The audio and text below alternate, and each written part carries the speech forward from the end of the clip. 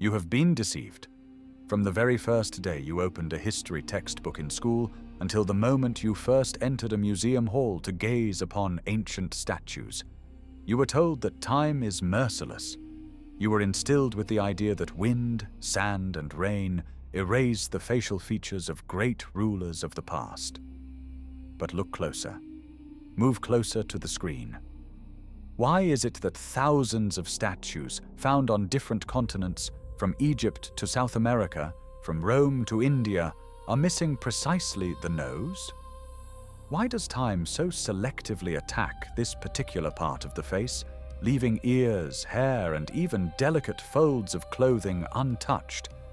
This is not erosion. This is not an accident. This is a surgically precise operation to erase the memory of an entire civilization. We have been lied to our entire lives about who truly built this world. Have you ever wondered why official historians react so nervously to questions about chipped faces? They feed us tales of vandals, religious fanatics, or Napoleonic soldiers who supposedly practiced shooting at the Sphinx. But let's engage critical thinking and simple logic. Imagine the scale. We are talking not about tens, but hundreds of thousands of statues across the planet. Many of them are made of granite, basalt, and diorite. These are rocks of incredible hardness. Try taking a hammer and chisel and chipping off the nose of a granite statue without damaging the rest of the head. It would take you hours, if not days, of arduous physical labor. Now multiply that by the number of museums and archaeological sites worldwide. Someone performed a colossal task. Someone spent millions of man-hours not on creation, but on the targeted destruction of identifying features. Why? The answer is frightening in its simplicity and cynicism. The face is a passport. The nose, brow ridges, shape of the chin, and lips unmistakably reveal racial origin. If you see a face, you know who is before you. And it is this knowledge that is most dangerous for those who rewrote history in the 19th and 20th centuries. They defaced them so that you would never guess that the builders of pyramids, ancient temples, and incredible cathedrals had nothing in common with the peoples who live in these territories today. This was not a war against stone. This was a war against the genetic memory of humanity. Official science claims that ancient Egyptians built pyramids using copper chisels and ropes. But look at the statues of pharaohs from that period. Perfect symmetry, polishing, impossible without lathes and high technology. И у большинства этих статуй сбиты носы. Почему? Потому что если бы мы увидели их истинные лица, вся хронология, выстроенная академиками, рассыпалась бы в прах. Возможно, эти лица принадлежали людям европеоидной расы там, где их быть не должно. Или наоборот, мы увидели бы черты тех, кого принято считать примитивными народами, но кто владел технологиями полетов и лазерной резки. Или же это были лица гигантов, о которых нам запрещено знать. Уничтожение лиц – это акт присвоения чужой собственности. Представьте, что вы захватили чужой дворец, полностью оборудованный, с мебелью, картинами и библиотекой. Вы не можете построить такой же, у вас нет ни знаний, ни инструментов. Но вы хотите жить в нем и называться его хозяином. Что вы сделаете первым делом? Вы сорвете портреты прежних владельцев со стен. А если портреты высечены в камне и являются частью несущих колонн? Вы возьмете кувалду и собьете им лица, чтобы ваши дети, которые вырастут в этом дворце, никогда не узнали, что они всего лишь сквоттеры, заселившиеся в руины более развитой цивилизации. Взгляните на статуи в Индии. Храмовые комплексы, вырезанные из единой скалы, поражают воображение. И снова та же картина. Лица божеств и героев обезображены. Историки говорят нам, это сделали завоеватели иной веры. Допустим. Но почему завоеватели, обладая лишь примитивным оружием, тратили столько сил на аккуратное удаление носов, вместо того, чтобы просто развалить статуи целиком? Это выглядит как выполнение четкого приказа сверху, инструкция по сокрытию улик. Словно по всему миру прошла зондеркоманда с одной единственной целью – обезличить прошлое. Мы стоим на пороге грандиозного разоблачения. Статистика – вещь упрямая. Вероятность того, что у 5000 статуй случайно отвалится именно нос, равна нулю. Это математическая невозможность. Значит, мы имеем дело с умыслом, и этот умысел глобален. Он не знает границ государств. Тот, кто отдавал этот приказ, владел миром или, по крайней мере, контролировал информационное поле на всех континентах одновременно. Это заставляет нас по-новому взглянуть на события недавнего прошлого. Что, если так называемая античность была не 1000 лет назад, а совсем недавно? Что, если катастрофа, уничтожившая прежний мир, произошла всего 200 или 300 лет назад? И те, кто пришел к власти после нее, начали массовую зачистку. Они обнаружили города, полные величественных памятников. Города, в которых еще стояли статуи реальных строителей, реальных правителей мира. These statues looked at the new masters of life with silent reproach. Their faces revealed a truth that could not be allowed into textbooks. Have you ever noticed how strange many Roman busts look? A head made of one marble and a nose attached from another clearly later. This is called restoration, but it looks more like plastic surgery for identity change. We are being fed fakes. We are shown Frankensteins, assembled from fragments, and told, "These are your ancestors."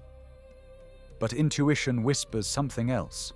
You feel a dissonance when you look at these dead, altered faces. In this video, we will examine facts that will make your hair stand on end. We will analyze the technical capabilities of those times and prove that it was impossible to deface thousands of basalt colossi without industrial equipment. We will compare the dates of so-called barbarian invasions and periods of iconoclasm to see a hidden pattern. We will peer into an abyss of falsification that has lasted for several centuries. Prepare yourselves. What you learn next will force you to reconsider not only history, but also your place in this world. For if they so diligently hid the faces of our predecessors, then the secret of their origin is the key to understanding who we truly are and why we are governed precisely in this way. Official history is bursting at the seams. Contradictions are emerging from all cracks. How to explain that mummies of white people in clothes with Celtic patterns are found in China, while statues in Central America have distinctly Semitic or African features, which were then painstakingly defaced? Globalization existed long before that word was invented. The world was united, and it was inhabited by a civilization whose power we are only beginning to comprehend. But someone very influential decided to press the erase button. Someone decided that humanity should forget its true parents and accept adoptive ones appointed by the system. Let's move from general suspicions to stubborn facts of materials science, which demolish the official worldview like a house of cards.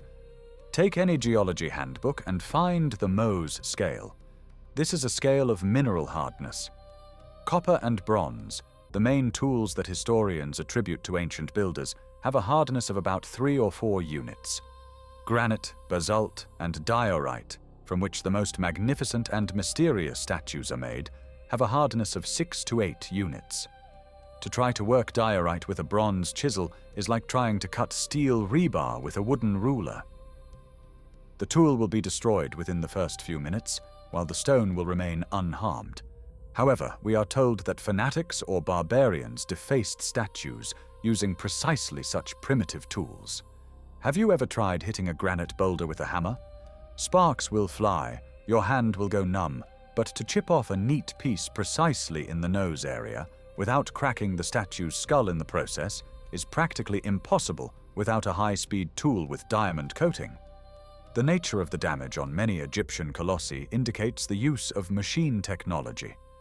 The chips are even, often bearing traces of grinding, as if the face was not just knocked off, but cut with a giant milling cutter.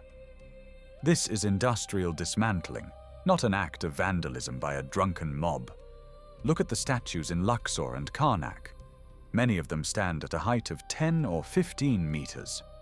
To reach their faces, complex scaffolding would need to be erected. Are you suggesting that invaders, who stormed the city with the aim of looting and killing, stopped, spent weeks building scaffolding, climbed up with heavy tools just to chip off the nose of a stone idol? This is absurd. Such a thing is possible only in one case, if it was a systematic state program of a new power, provided with resources, labor, and time. It was a bureaucratic order. Erase the faces of predecessors at any cost. There is a term that historians are reluctant to discuss: the usurpation of monuments. The most striking example is Pharaoh Rameses II. His name is carved on thousands of statues, obelisks, and temples. But upon detailed analysis, it is evident that his cartouches are often carved over older and higher quality inscriptions, sometimes even crudely and crookedly. But the most terrible thing happened with the faces. Researchers of alternative history notice a strange disproportion. On many statues of Rameses, the head appears too small in relation to the powerful body. Broad shoulders, gigantic torso, but the head is disproportionately small. Do you know why? Because it is a recarved head. Originally, the statue depicted someone else, someone with completely different facial features, perhaps a representative of another race or even species. The new masters of life could not destroy these eternal monuments. They lacked the guts to build their own. Therefore, they ordered stonemasons to cut off the excess layer of stone and carve their own face onto the remnants. Thus, noses became smaller, cheekbones narrower, and the head itself lost volume. This was plastic surgery on stone, designed to appropriate someone else's grandeur. But where recarving was impossible due to the risk of structural destruction, faces were simply completely knocked off, leaving a smooth spot or a rough chip. Special attention should be paid to the polygonal masonry and megalithic structures of Peru, Sacsayhuaman, Ollantaytambo. The official version states that the Incas built this by knocking stones against each other. But any engineer will tell you that fitting multi-ton blocks with such precision that a razor blade cannot pass between them requires 21st century level technology. And what do we see there? Defaced countenances of gods. Spanish conquistadors wrote that the Incas themselves did not know who built these structures. They said that the cities had already stood here for thousands of years before their arrival. The Incas simply settled into the ruins, just as we today might settle into an abandoned skyscraper. And the faces on the ancient monoliths were destroyed by Catholic priests, declaring them diabolical. But there's a nuance. On some blocks, traces of face destruction are found beneath a layer of ancient plaster or later Incan masonry itself. That is, the faces were destroyed even before the Incas. By whom? And whose faces were they? Let's move to Mexico. The famous giant Olmec heads, huge basalt boulders weighing tens of tons. They have wide noses, full lips, clearly Negroid African features.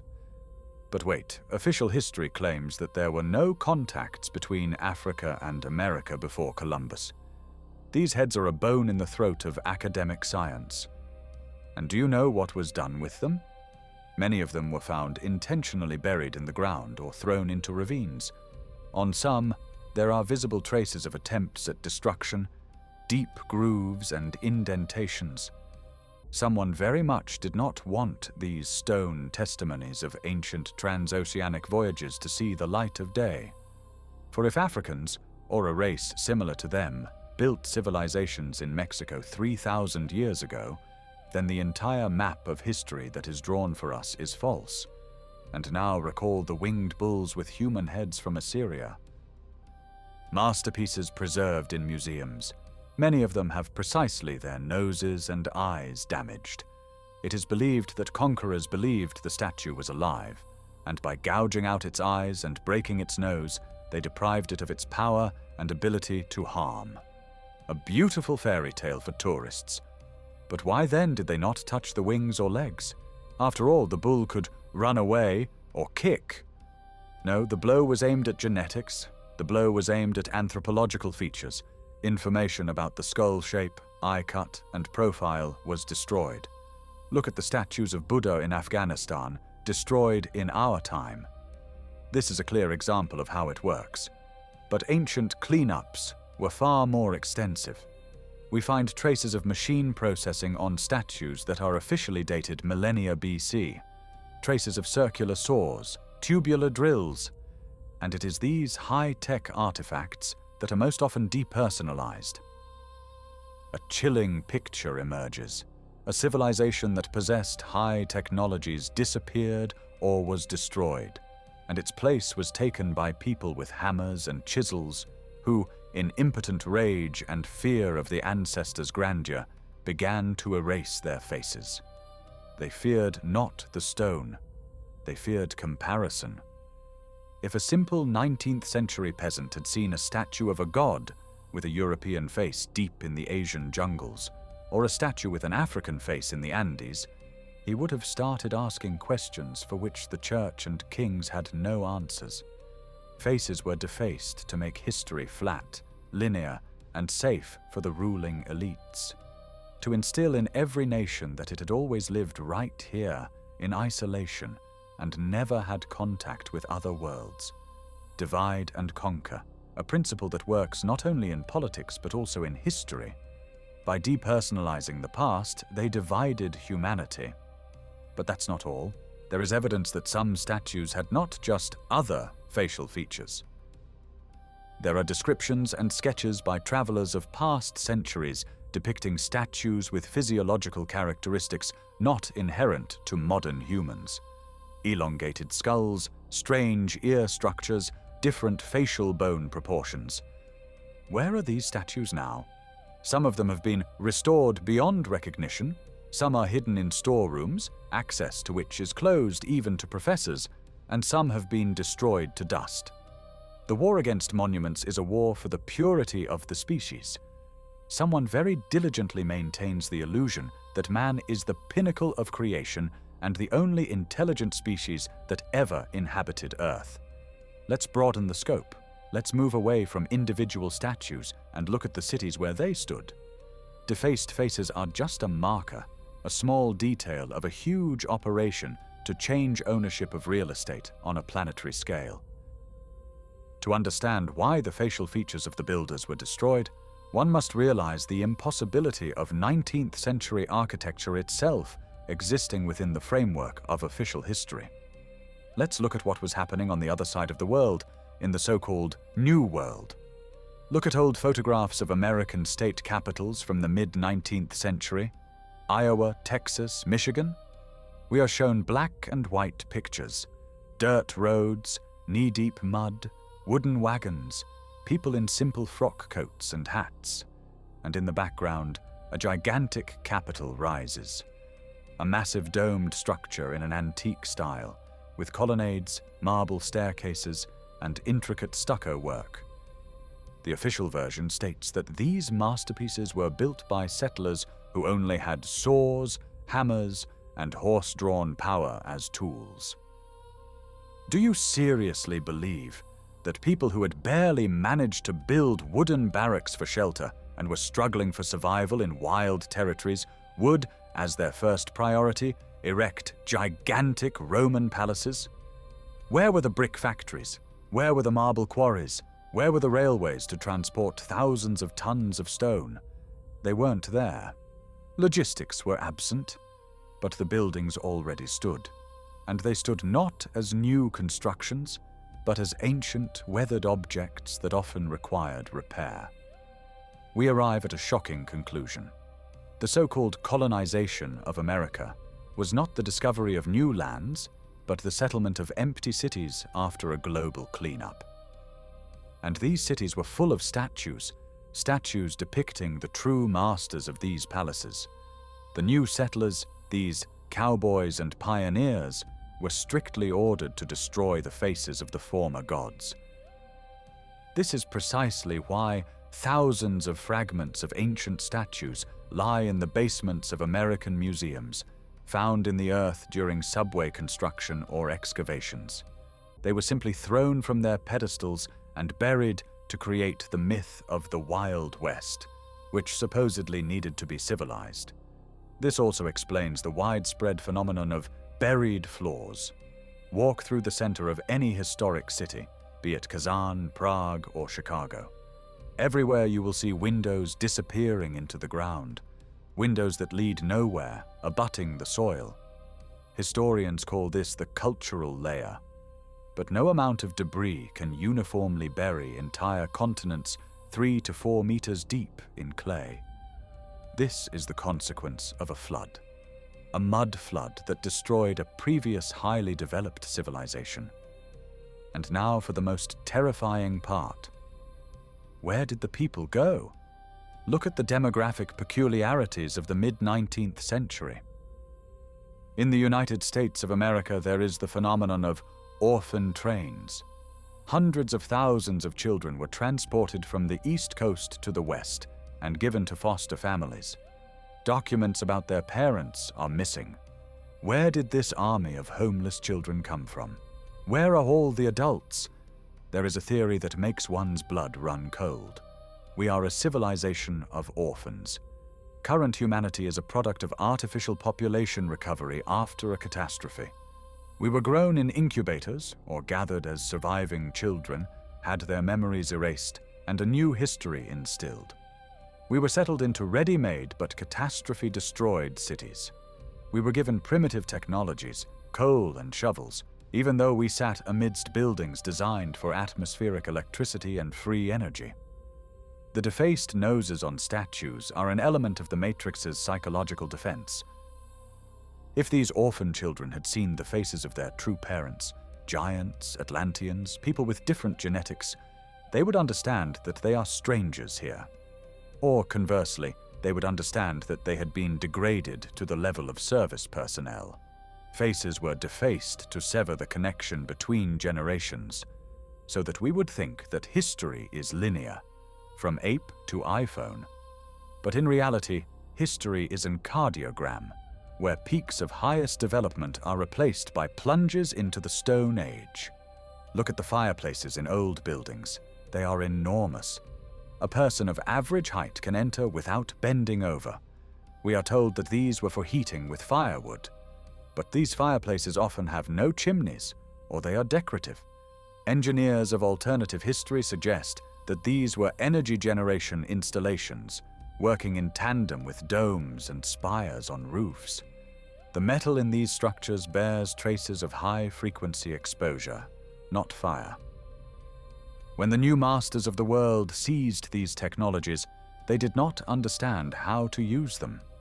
They turned generators into wood-burning stoves.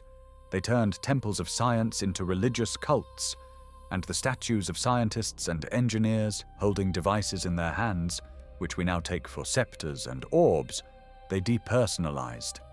By defacing the face and damaging the tools in the statue's hands, they transformed a technical manual into an idol for worship. We live in a world of cargo cult. We copy the external forms of democracy, Roman law, ancient architecture, but we have lost the essence. We use the fragments of a great civilization, like savages who found a laptop, and use it as a cutting board. And so that we would not guess this, someone very thoroughly went through all the museums of the world with a hammer. This lie is maintained to this day. Think about why, during any modern conflicts in the Middle East, museums are plundered first and foremost. Why are ancient cities such as Palmyra destroyed? Who is bothered by old stones? It's not about gold, it's about information. There, in the storerooms of Baghdad and Cairo, artifacts were kept that they did not manage to destroy in the 19th century. Artifacts with undefaced faces, artifacts showing Earth's connection to space. They had to be removed and hidden away before independent researchers with cameras and the internet could get to them.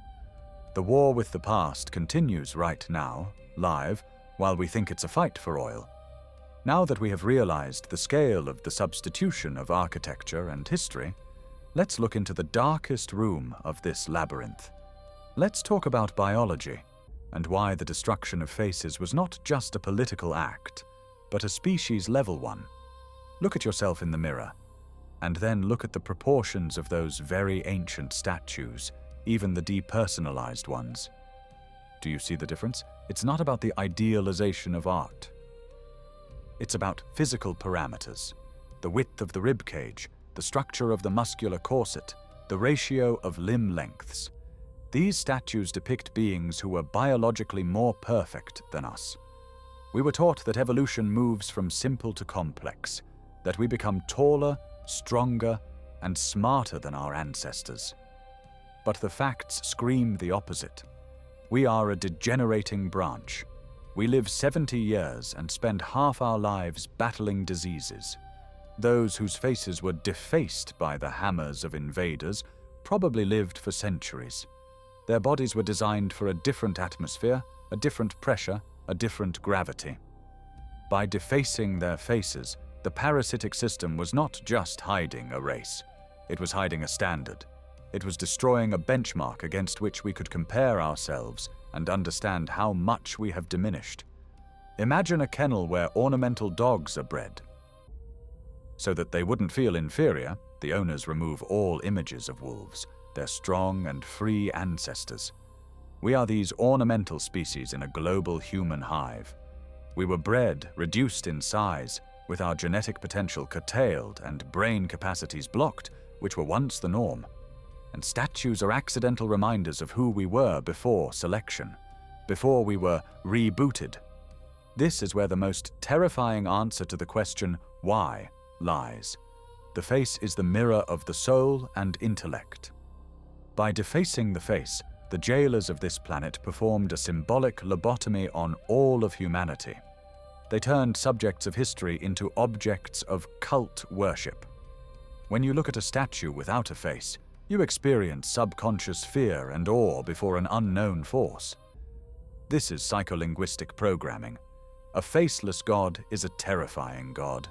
You cannot look him in the eye, you cannot negotiate with him. You can only obey him. This was an operation to erase ancestral memory.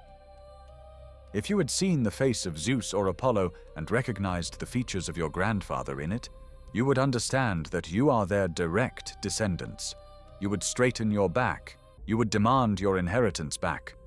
But looking at a chipped piece of marble, you see only cold eternity, to which you have no relation. You have been convinced that you are slaves of God, not children of gods. Do you feel the difference? A slave has no right to the master's property. A son does. It was precisely to deprive us of the right to the planet's inheritance that they took up chisels. The theory of cyclical catastrophes explains this as a harvest mechanism. Imagine that a civilization develops to a certain level, reaches the peak of technology and spiritual growth, and then the great harvest occurs. They arrive or a natural cleansing mechanism is activated. Cities become empty, and then a new batch of biomass, us, is introduced into the ruins. We are given scraps of knowledge, rewritten books, and a religion of humility. But the stones remain, and so that the new batch does not guess that they are not the first here and, most likely, not the last, the traces of the previous batch are carefully cleaned up. Defaced noses are a seal of silence. It is the censor's signature on the body of history.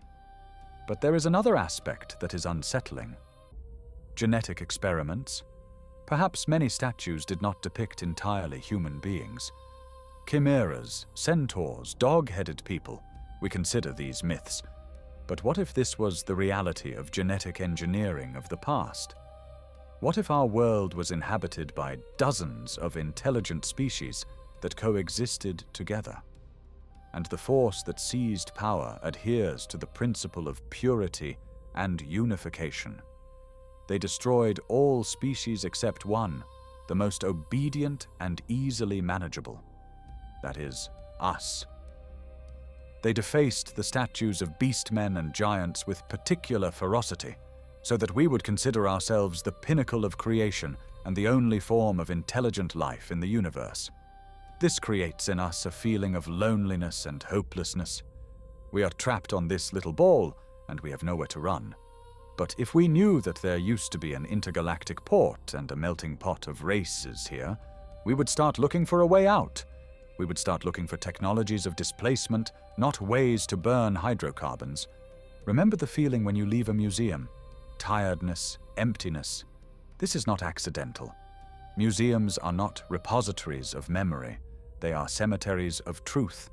Everything there is arranged to confuse you, to distort chronology, to mix eras. Broken faces look at you from display cases, and this silent scream penetrates the subconscious. This is trauma, passed down from generation to generation.